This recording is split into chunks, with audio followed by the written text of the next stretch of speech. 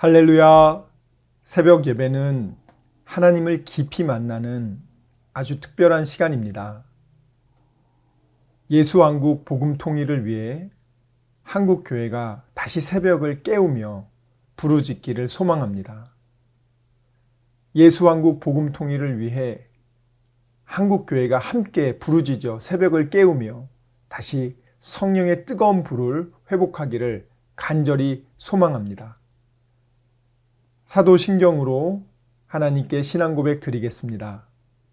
전능하사 천지를 만드신 하나님 아버지를 내가 믿사오며 그 외아들 우리 주 예수 그리스도를 믿사오니 이는 성령으로 잉태하사 동정녀 마리아에게 나시고 본디오 빌라도에게 고난을 받으사 십자가에 못 박혀 죽으시고 장사한 지 사흘 만에 죽은 자 가운데서 다시 살아나시며 하늘에 오르사 전능하신 하느님 우편에 앉아 계시다가 저리로서 산자와 죽은 자를 심판하러 오시리라.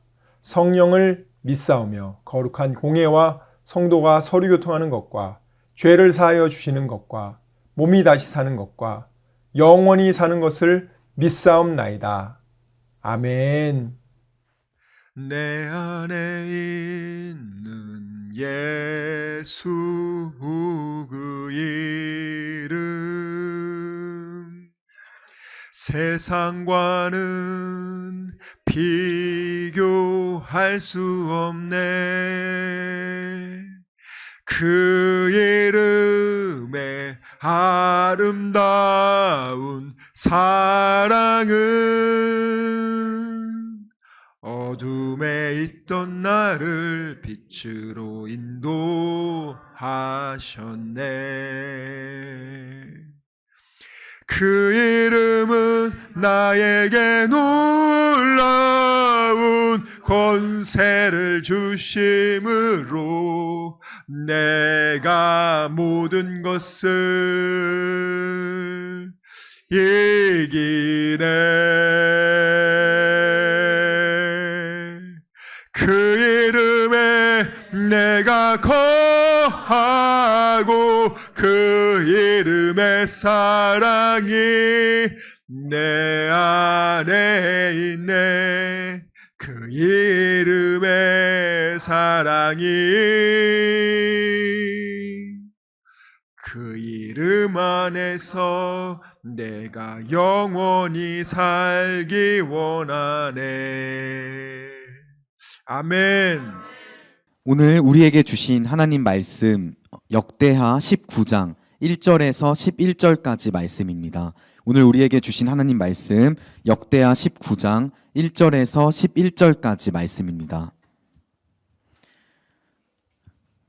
우리 한 목소리로 읽도록 하겠습니다. 시작. 유다 왕 여호사밧이 평안히 예루살렘에 돌아와서 그의 궁으로 들어가니라. 하나니의 아들 선견자 예후가 나가서 여호사밧 왕을 맞아 이르되 왕이 악한 자를 돕고 여호와를 미워하는 자들을 사랑하는 것이 옳으니이까? 그러므로 여호와께로부터 진노하심이 왕에게 임하리이다. 그러나 왕에게 선한 일도 있으니 이는 왕이 아세라 목상들을 이 땅에서 없애고 마음을 기울여 하나님을 찾음이니이다 하였더라.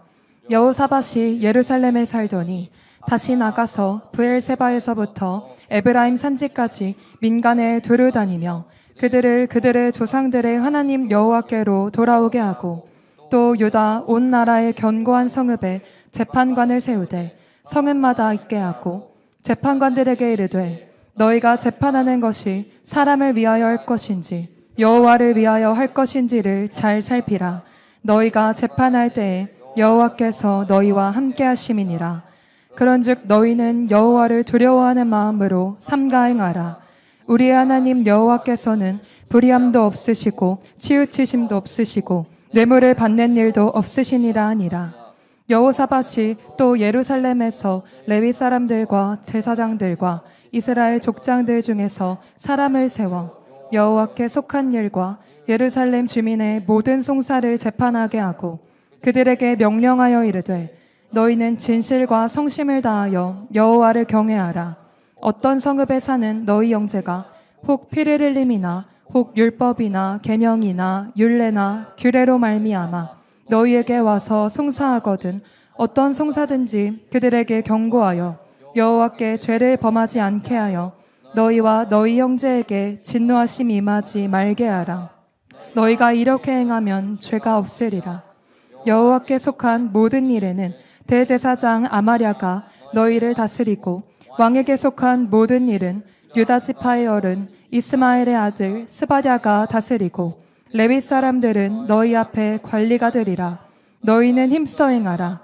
여호와께서 선한 자와 함께 하실지로다 하니라. 아멘. 오늘 우리 하나님 말씀, 하나님께서는 그냥 오시면 안 돼요.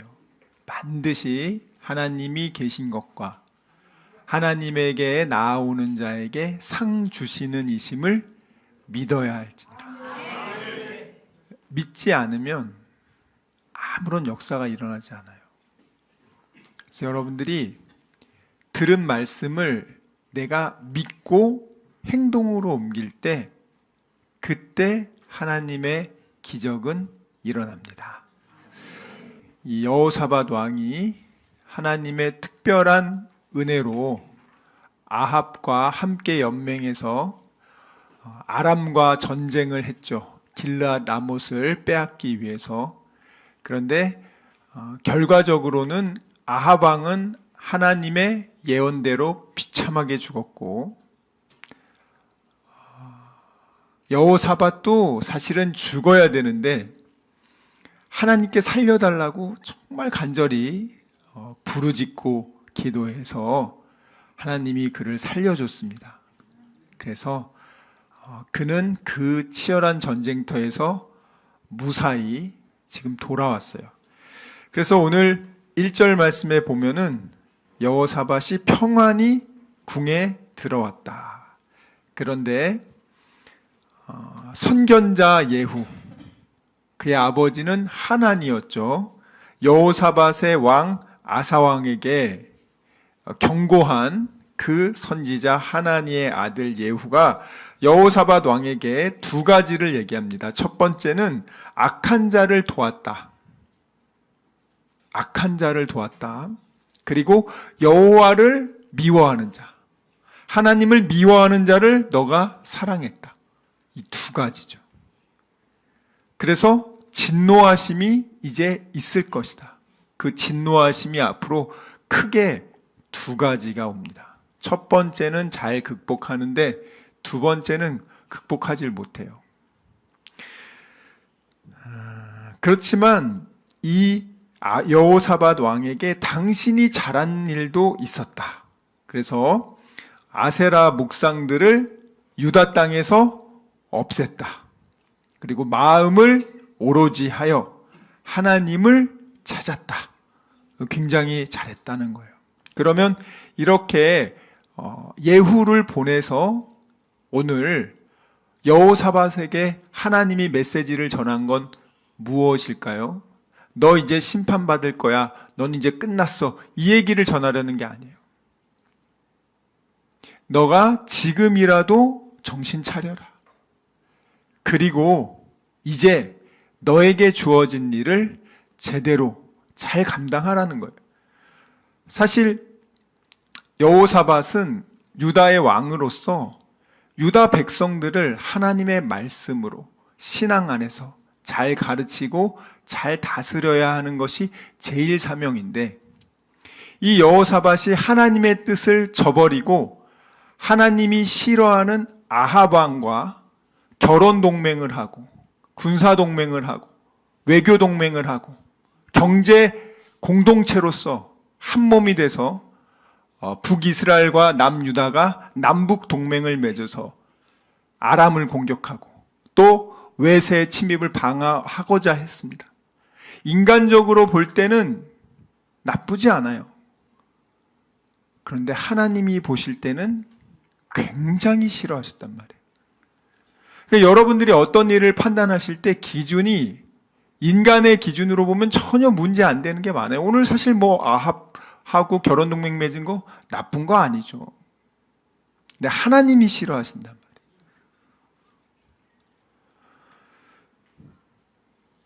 아합은요, 하나님이 싫어하는 그 여호사밧은 하나님이 싫어하는 일을 지금 택한 거예요. 그걸 통해서 무엇을 했죠? 유다의 안정을 꾀한 거예요. 유다가 경제적으로, 군사적으로, 외교적으로 이 아람 군대와 또 아시리아 여러 나라들 이 틈바구니 속에서 보호받기 위해서, 그리고 그의 아버지 아사 왕은 북이스라엘 바하사 왕하고 내내 싸웠단 말이에요. 지긋지긋하다. 어떻게 하면 좀 평화로울 수 있을까? 북이스라엘 힘센 나라랑 손을 잡자. 얼마든지 인간적으로 그렇게 생각할 수 있단 말이에요. 근데 중요한 거는 그건 하나님의 뜻이 아닌 거예요.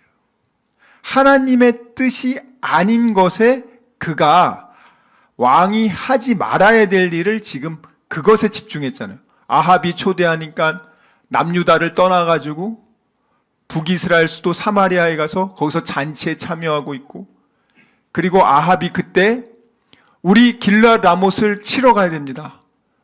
우리는 한 몸 아닙니까? 그러니까 그렇습니다 하고 기도해보지도 않고 충동적으로 갑시다 하고 결정하고, 지금 유다 땅을 잘 돌봐도 시원찮을 판에 이 지도자라는 사람이 엉뚱한 곳에 가가지고 그것도 하나님이 싫어하는 일을 하고 있단 말이에요.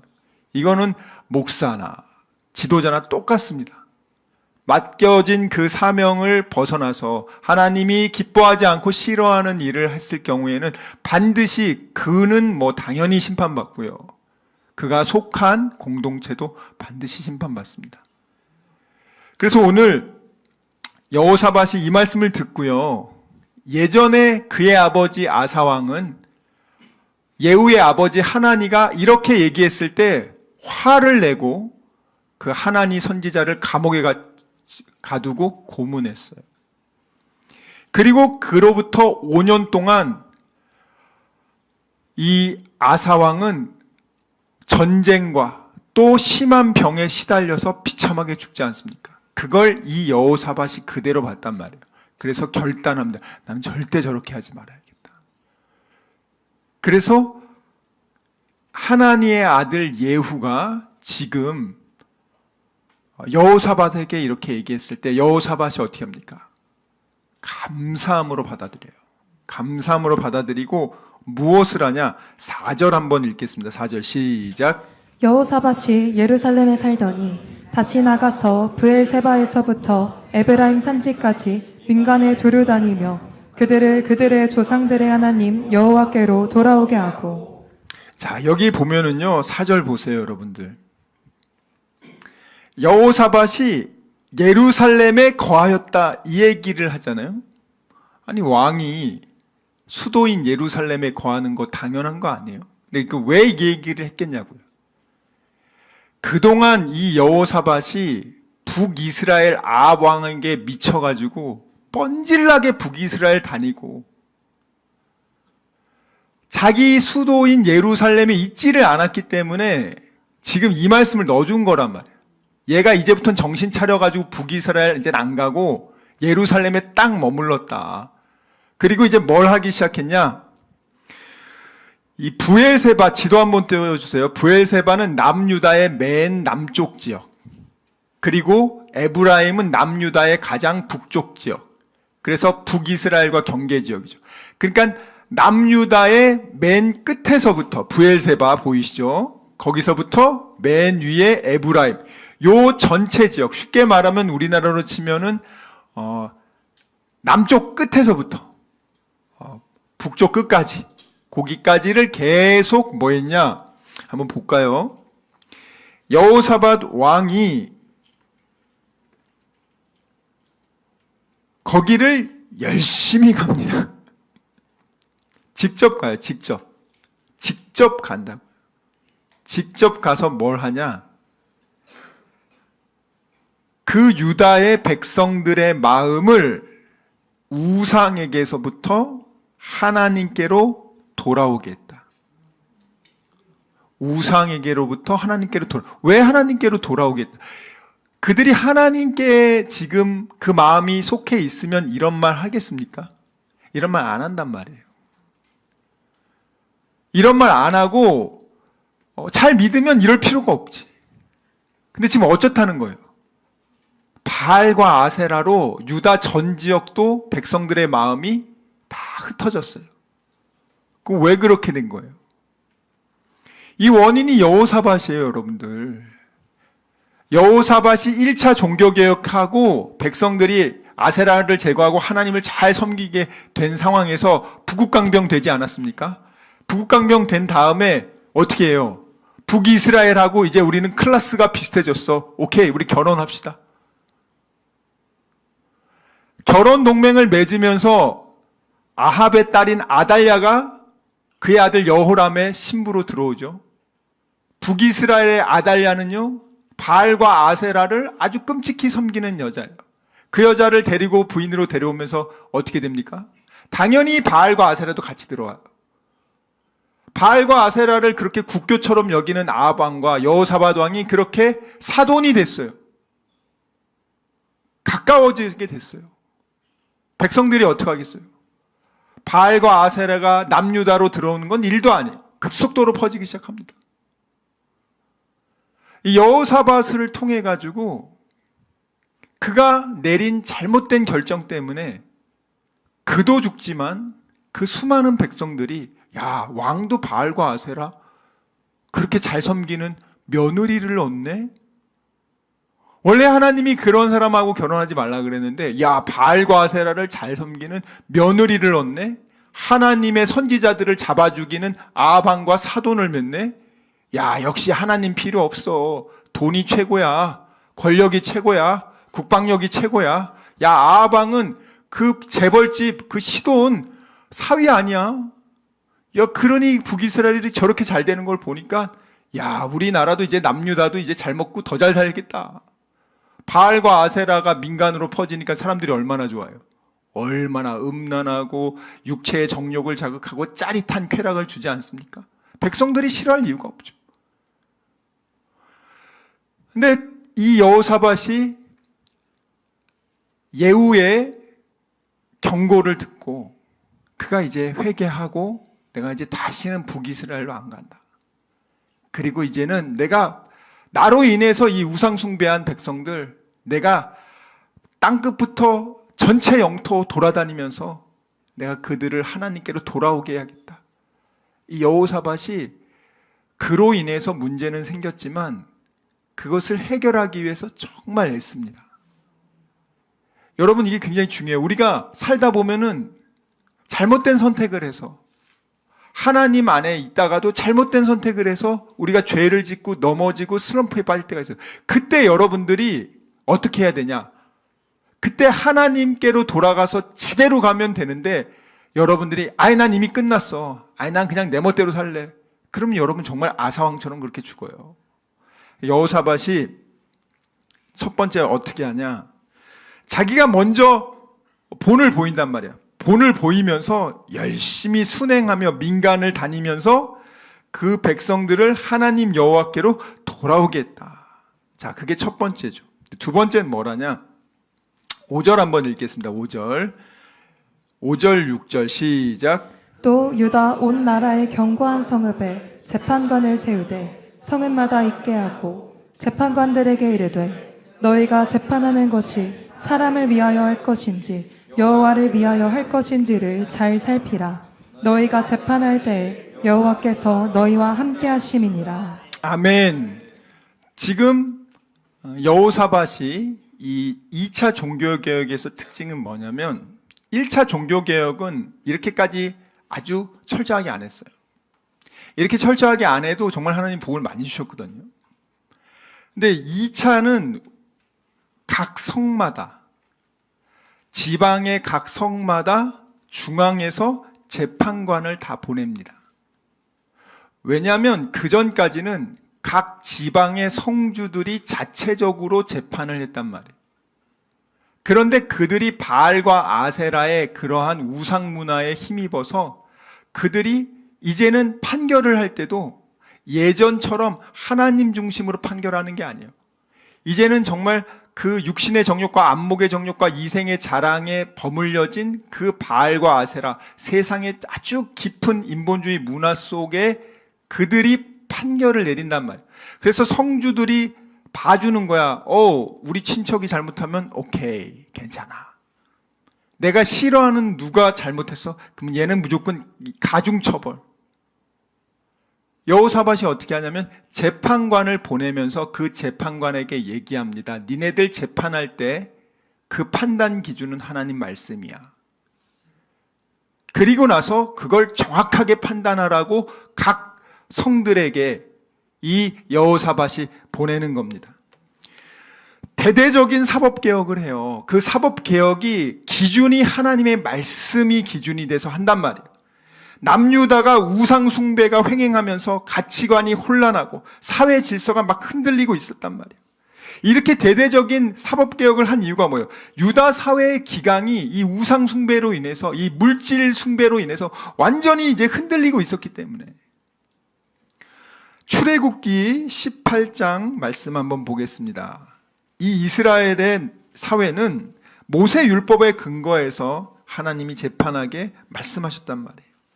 출애굽기 18장 15절, 16절 읽겠습니다. 13절부터 16절 시작. 이튿날 모세가 백성을 재판하느라고 앉아 있고 백성은 아침부터 저녁까지 모세 곁에 서 있는지라. 모세의 장인이 모세가 백성에게 행하는 모든 일을 보고 이르되 내가 이 백성에게 행하는 이 일이 어찌 됨이냐? 어찌하여 내가 홀로 앉아 있고 백성은 아침부터 저녁까지 내 곁에 서 있느냐? 모세가 그의 장인에게 대답하되 백성이 하나님께 물으려고 내게로 옴이라. 그들이 일이 있으면 내게로 오나니 내가 그 양쪽을 재판하여 하나님의 율례와 법도를 알게 하나이다. 아멘. 16절에 보면 재판하여 하나님의 율례와 법도를 알게 한다. 재판의 그 기준되는 그 기준점이 하나님의 율례와 법도란 말이에요. 이걸 가지고 이 이스라엘은 하나님이 다스리는 국가로서 그렇게 해왔는데 여호사밧이 바알과 아세라를 받아들임을 통해서 이제는 그 기준 자체가 흔들리고 있다는 거예요. 경제적으로는 잘 먹고 잘 살아. 문화적으로도 아주 쌈박한, 아주 화끈한 문화가 와서 백성들이 너무 좋아해. 야, 잘 먹고 쾌락을 즐길 수 있고 최고다. 하나님 필요 없다. 하나님, 아유. 이 사람들이 다 이런 식으로 미혹되고 있단 말이에요, 지금. 신명기 17장 8절에서 13절입니다. 신명기 17장 8절에서 13절. 하나님이 재판을 어떻게 하는지 아주 자세하게 나와 있는 구절이에요. 신명기 17장 8절에서 13절 함께 읽겠습니다. 시작. 내 성중에서 서로 피를 흘렸거나 다투었거나 구타하였거나 서로 간에 고소하여 내가 판결하기 어려운 일이 생기거든 너는 일어나 내 하나님 여호와께서 택하실 곳으로 올라가서 레위 사람 제사장과 당시 재판장에게 나가서 물으라. 그리하면 그들이 어떻게 판결할지를 내게 가르치니니 여호와께서 택하신 곳에서 그들이 내게 보이는 판결의 뜻대로 내가 행하되 그들이 내게 가르치는 대로 삼가 행할 것이니 곧 그들이 내게 가르치는 율법의 뜻대로 그들이 내게 말하는 판결대로 행할 것이요 그들이 내게 보이는 판결을 어겨 좌로나 우로나 치우치지 말 것이니라. 사람이 만일 무법하게 행하고 내 하나님 여호와 앞에 서서 섬기는 제사장이나 재판장에게 듣지 아니하거든 그 사람을 죽여 이스라엘 중에서 악을 제하여 버리라. 그리하면 온 백성이 듣고 두려워하여 다시는 무법하게 행하지 아니하리라. 아멘.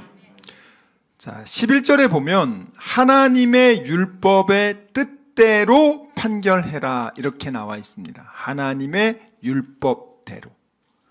그리고 그렇게 판결을 했는데 12절에 만약에 그 판결을 받은 사람이 그냥 난 그 판결 마음에 안 들어. 난 싫어. 난 안 따르겠어. 이럴 수 있잖아요. 불복할 수 있잖아요. 그러면 하나님은 뭐라고 말씀하시냐? 바로 그 사람을 바로 죽여버리라 그래요. 그리고 13절에 그 죽이는 걸 보고 백성들이 두려워해서 다시는 그렇게 불법을 행하지 않게 될 거다. 확실하게 일벌백계 해라. 이렇게 나와 있잖아요. 근데 이거를 이제 누가 가져가냐? 이제 공산주의자들이 가져가요. 마귀 새끼들이 가져가고 독재자들이 가져가요. 하나님의 율법이 아닌 그들의 정한 규례를 따라 지 마음대로, 그리고 안 들으면 죽여서 두렵게 떨어서 공포 정치를 하죠. 근데 원래 하나님의 말씀은 그게 하나님의 말씀, 그 사람을 살릴 수 있는 그 법을 정확하게 가르쳐 줬는데, 그가 그 생명의 법을 그가 거부한 경우에는 가차없이 하나님이 악을 제하라는 거예요. 이스라엘에서 그는 이제 악으로, 누룩으로 작용을 하기 때문에 제거의 대상이 된단 말이에요, 여러분들. 그래서 제가 하나님의 말씀을 들을 때 이게 무서운 자리라고 했잖아요. 듣고 순종하면 복을 받지만 듣고 순종하지 않으면 그 벌은 여러분과 여러분의 자녀가 책임지게 될 겁니다. 하나님은 항상 세트예요, 여러분. 여러분에게만 벌 내리는 게 아니라 여러분 자녀들까지 영향을 주는 걸 꼭 기억하시란 말이에요, 여러분들. 내가 어떤 일을, 하나님 말씀을 내가 불순종할 때 그 대가를 나만 치르면 되겠지, 그렇게 얄팍하게 생각하지 마시고 내 어린 자녀들이 그로 인해서 고통당할 것을 생각하시면 한 번 더 생각하시게 될 겁니다. 시간 말씀을 생각하며 기도하기 원합니다. 주여 아버지, 정말 저희들의 믿음 없음을 용서하여 주시고 믿지 않고 느끼려고 했던 것을 용서해 주시고 아버지 감정에 휘둘리지 않게 해주시고 이제는 어린 아기의 신앙을 벗어나 믿음으로 약속의 말씀을 믿고 순종하는 그리스도의 장성한 일꾼 되게 하여 주시옵소서. 우리 이 시간 말씀을 생각하며 전심으로 기도합시다. 주여, 주여, 주여 아버지.